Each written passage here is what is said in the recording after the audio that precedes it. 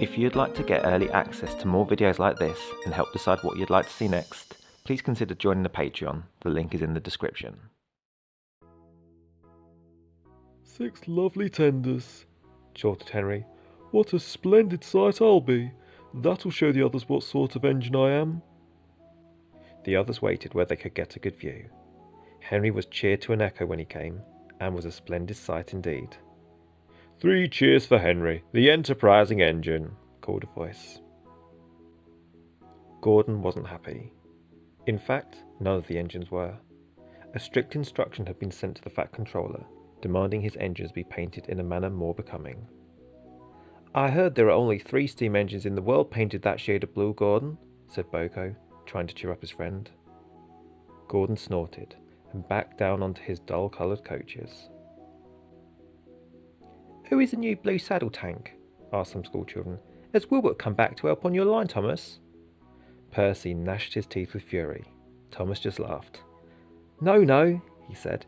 "This is just an engine who needs to learn when not to make bets with me about the number of rivets on the footbridge at Knapford." The passengers all got out and said, "Thank you," and the Fat Controller promised Edward a new coat of paint. "Would you like green and red?" "Yes, please," said Edward. "Then I'll be like Henry." Doesn't he look pleased with his new coat? The Farquhar Quarry Company was very busy, and so the manager phoned the Fat Controller. "We need another engine here," he said. "Would Toby like to work here for a while?" The Fat Controller agreed, and Toby moved to the quarry on loan. They painted him in their colours and even gave him the yellow stripes on his front. Daisy had been sent to the works for repair, and enjoyed being fussed over by the workers. The last task was to have her repainted, but they found all their tins of green paint were dried up or empty.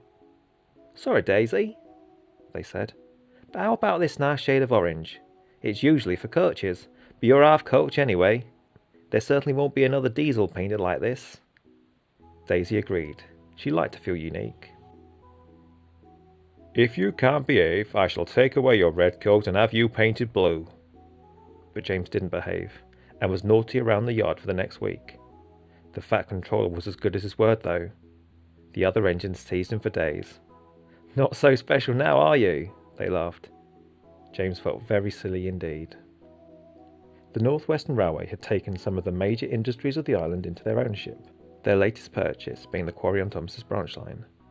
This meant that, for the first time, Mavis was part of the Fat Controller's railway.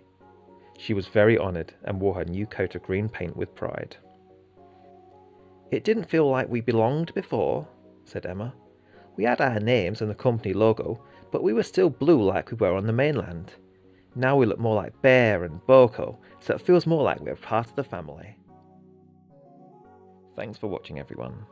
If you enjoyed this video, please consider subscribing to the Patreon like these fine folk to help pick the next video subject, get early access to new content, and help support the channel.